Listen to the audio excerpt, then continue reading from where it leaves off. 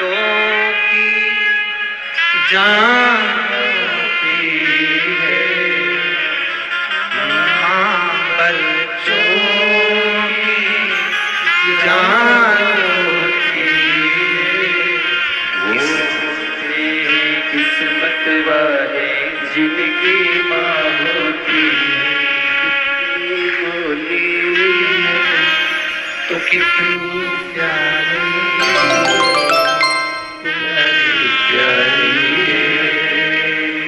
ओ माँ,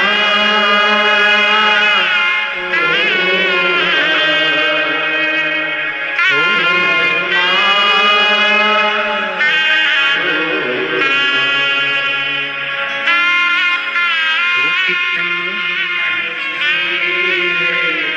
तो कितनी प्यारी है, भोली भाली है।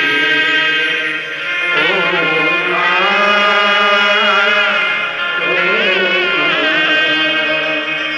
ओ माँ, एक अपने भीतर चाहे प्रकृति माँ हो, चाहे पृथ्वी माँ, चाहे गौ माता, चाहे अपने घर की माँ, उसका आदर करना प्रारंभ कर। आदर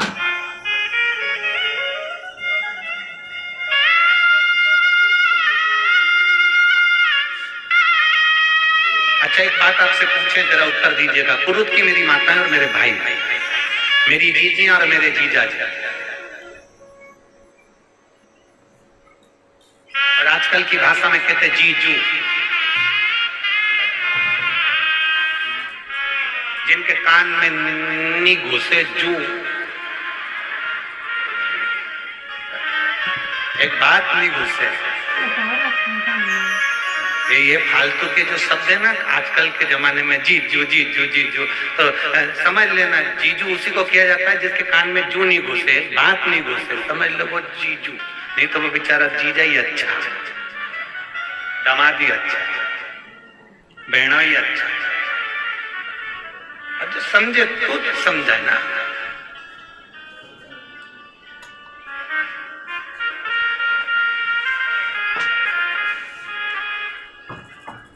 एक शब्द अपने भीतर का, और जिस दिन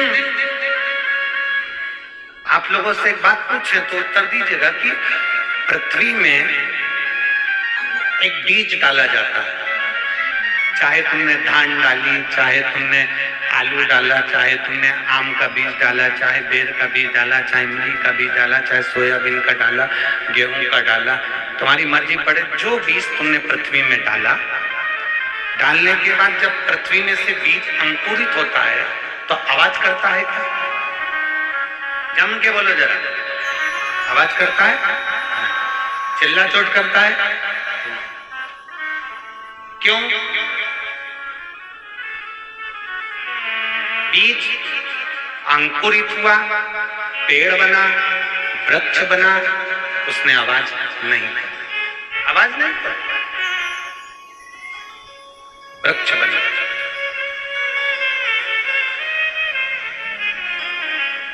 बहुत बड़ा वृक्ष बन गया, बढ़ता गया, आवाज करी क्या? बोलते जाओ जरा जम के। और बड़ा हुआ, आवाज करी क्या? और बड़ा हुआ, आवाज करी क्या? नहीं, आवाज नहीं करी। पर वही वृक्ष बहुत बड़ा बन गया, और वृक्ष बड़ा बनने के बाद में फिर जब टूटता है तो टूटने पर आवाज करता है कि नहीं करता है? बोलो जम के बोलो, करता है ना। बीज से जब बड़ा होता है, धीरे धीरे बड़ा होता है, तो वो वृक्ष आवाज नहीं करता, और वही वृक्ष जब गिरता है, टूटता है, विनाश होता है, तो आवाज करता है। शिव महापुराण की कथा कहती है, जब मेरे भोले बाबा तुम्हारा हाथ पकड़ लें और तुम्हें अंकुरित करें, संसार में तुम्हें आगे बढ़ाने का प्रयास करें, तो प्रयास करना कि हमको अपने मुंह से ज्यादा अपशब्द किसी को नहीं कहना। बीज बढ़ता जाता है, अंकुरित होता हुआ बीज जब बढ़ता है, मौन रहने वाला, शांत रहने वाला, जो मेहनत कर कर आगे बढ़ने वाला होता है, वो धीरे धीरे उन्नति की ओर बढ़ता जाता है। वो अहंकार के शब्द कभी नहीं कहता, कभी अभिमान के शब्द नहीं कहेगा। मैंने ऐसा करा, मैंने वैसा करा, मैंने ये काम करा, मैंने वो काम करा, मैंने 50 लोगों को पानी पिलाया, मैंने 25 लोगों को भोजन कराया, मैंने टेंट लगवाया, मैंने तंबू लगवाया, मैंने 4 लोगों को यहाँ बिठाया, मैंने 25 लोग बीमार पड़ गए उनका हॉस्पिटल भेज दिया, मैंने 70 लोगों के साथ में ऐसा कर दिया, मैंने 80 लोगों के साथ ऐसा कर दिया। नहीं, जिसको आगे बढ़ना है वो मौन रहे। जो टूटने वाला होता है वही शोर मचाए, आगे बढ़ने वाला शोर नहीं मचाएगा। क्यों नहीं मचाएगा? क्योंकि वृक्ष जब धीरे धीरे बढ़ता है तो अपनी आकृति खुद दिखा देता है कि मैं क्या हूं। मेरे आम लग रहे हैं, मेरा वृक्ष बड़ा हो गया, मैं छाया दे रहा हूं। वो खुद दिखाता है कि मैं हूं क्या। उसको दिखाने की जरूरत नहीं पड़ती, उसको बोलने की जरूरत नहीं पड़ती। उसी तरह जो उन्नति की ओर आगे बढ़ने वाला है, उसका कार्य, उसका कर्म, उसकी गति, उसका वैभव दुनिया के लोगों के सामने खुद दिखने लगता है। उसको दिखाने की जरूरत नहीं पड़ती। दिखावा उसको चाहिए जो आगे बढ़ ही नहीं रहा। दिखावा किसको चाहिए? जो शंकर का भगत है उसको दिखावे की जरूरत ही नहीं है। जिस शिव को एक लोटा जल चढ़ा रहा है उसको दिखावे की जरूरत नहीं है। किसी ने कहा, एक महिला ने हमसे प्रश्न किया था परतवाड़ा में। वैसे तो हम 4 दिन नहीं मिलते, 4 दिन के बाद तो हम मिलते तो बात हो जाती है। तो कुछ महिलाओं ने प्रश्न किया। एक महिला प्रश्न करी, गुरुजी वो हम मंदिर में जाते हैं तो वहां पर एक पंडित जी बोले कि तुम मस्तक पर चंदन तिलक लगाया करो, त्रिपुंड लगाया करो, तुम शंकर जी की इतनी बड़ी भगत हो, शंकर के मंदिर रोज आती हो तो मस्तक पर त्रिपुंड लगा लिया करो। तो गुरुजी हमें त्रिपुंड लगाना चाहिए कि नहीं लगाना चाहिए? हमने उस बहन से इतना सा कहा कि आप शिव के मंदिर जा रही हो, आप जल चढ़ा रही हो, आप भगवान को रिझा रही हो, जरूरी नहीं कि आप त्रिपुंड लगाएं। अपनी मांग में सिंदूर भरती हो, मस्तक पर बिंदी लगाती हो, हाथ में चूड़ी पहनती हो, पांव में बिछुड़ी पहनती हो, बस इतना मेरे भोलेनाथ को मालूम है कि ये एक पतिव्रता धर्म का पालन करने वाली एक नारी है। हमें दिखावे से जरूरत नहीं कि दिखावा करेंगे।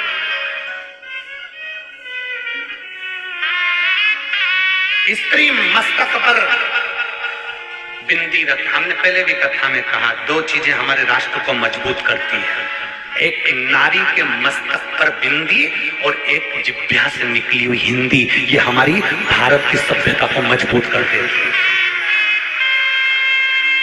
हमारे सनातन धर्म को मजबूत कर देती है। एक मस्तक की बिंदी, किसी व्यक्ति में दम नहीं है कि नारी के मस्तक पर बिंदी है और उसको वो अपशब्द कह दे।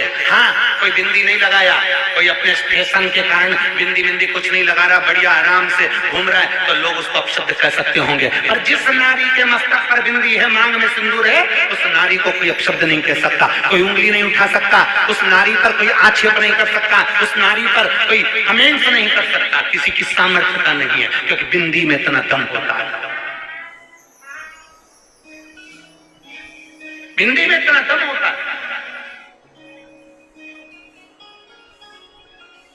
जिह्वा से निकलने वाली हिंदी और मस्तक की बिंदी। हम निवेदन करेंगे, तिलक की जरूरत किसको है? हम निवेदन करेंगे, त्रिपुंड की जरूरत किसको है? हम निवेदन करेंगे, मस्तक पर तिलक धारण करने की जरूरत आज के नवयुवक बेटाओं को है, आज के नवयुवक बेटियों को है। तिलक की जरूरत आज के युवाओं को है, आज के भाइयों को है, जो मस्तक पर तिलक भी नहीं धारण करते।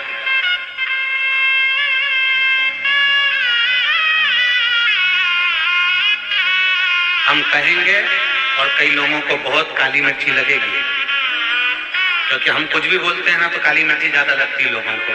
सत्यता की बात कहें ना, ब्राह्मण कुल में जन्म लेने के बाद, ब्राह्मण होने के बाद, यज्ञोपवीत होने के बाद भी लोग यज्ञोपवीत को लपेट के खूंटी पे टांग देते हैं और कंधे पर धारण नहीं करते। ये स्थिति चल रही है और व्हाट्सएप पे ज्ञान देने बैठते हैं, महाराज जी ने ये बोला, महाराज जी ने वो बोला, और मालूम पड़े यज्ञोपवीत कंधे पर होना चाहिए तो यज्ञोपवीत उठाकर खूंटी पे टांग देते हैं। इसमें कितने लोग हैं संसार?